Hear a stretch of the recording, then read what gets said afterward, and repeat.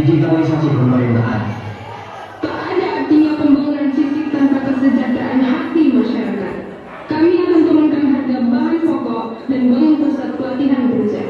Janji boleh banyak, tapi bagaimana implementasi dan transparansinya? Rakyat tidak cuma butuh sekedar janji. Bagaimana kalian bisa mewujudkan janji-janji itu?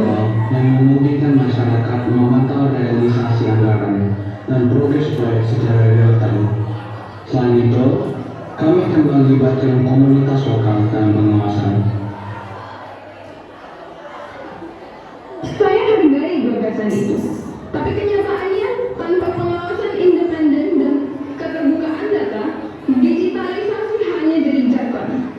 Kami berencana membentuk badan pengawas yang melibatkan akademisi dan masyarakat sipil agar transparansi benar-benar terjaga. Ini paling penting, namun pengalaman di banyak daerah menunjukkan pengawasan sering hanya formalitas. Apa langkah konkret yang akan Anda lakukan agar pengawasan ini tidak jadi alat legitimasi semua? Kami paham kekhawatiran itu. Oleh karena itu, kami akan pastikan badan pengawas diberi kewenangan penuh, akses data tanpa batas, dan independensi dari pemerintah.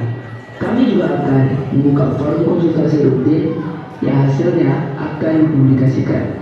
Tapi, bagaimana dengan kasus korupsi dan penyalahgunaan dana yang masih terjadi? Apakah hanya membentuk badan pengawas cukup?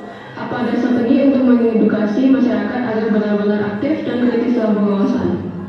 Kami berencana mengajak media lokal dan LSM untuk edukasi serta advokasi transparansi. Selain itu, teknologi digital juga akan digunakan untuk mempermudah masyarakat melaporkan penyimpangan dengan aman dan anonim. Lalu, bagaimana memastikan teknologi ini tidak disalahgunakan atau diabaikan? Bukankah teknologi juga punya risiko manipulasi data? Kami akan menggunakan sistem open source sehingga kode dan data bisa diaudit oleh siapa saja, bukan hanya pemerintah. Ini langkah preventif sehingga tidak ada manipulasi. Baik, tapi bukti nyata selama ini masih minim. Jika 6 bulan berjalan dan tidak ada perubahan signifikan, apa konsekuensi bagi pemerintah dan siapa yang bertanggung jawab? Apakah ada mekanisme evaluasi dan sanksi yang jelas? Kalau tidak ada perubahan, kami siap mundur. Kami tidak mau jadi beban dan janji kosong bagi masyarakat. Evaluasi publik dan mekanisme sanksi itu bagian dari komitmen kami. Inilah yang kami butuhkan. Komitmen nyata dan keberanian bertanggung jawab. Jangan sampai janji hanya jadi alat kampanye. Sekarang saatnya membuktikan, bukan lagi retorika. Paslon kami jelas terikatnya. Coba cek website resmi.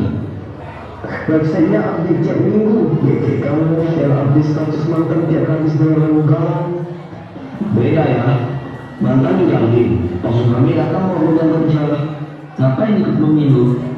Semua udah dengan elit global. Elit global?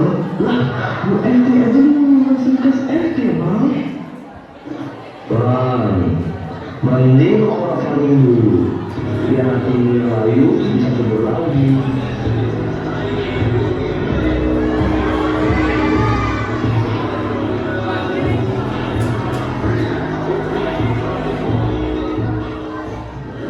Untuk kapan itu ada di pasangan toksik dan sejak awal Nina pas ditanya kita ini apa sih?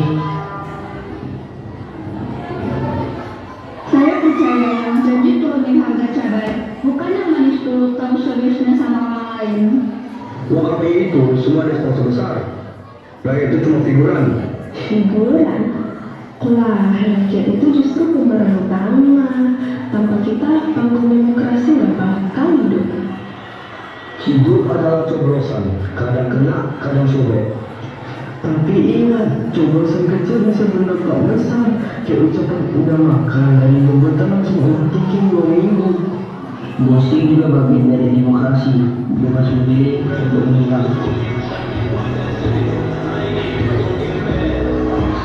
Di sini kan debat, tapi orangnya malah tidak perasaan.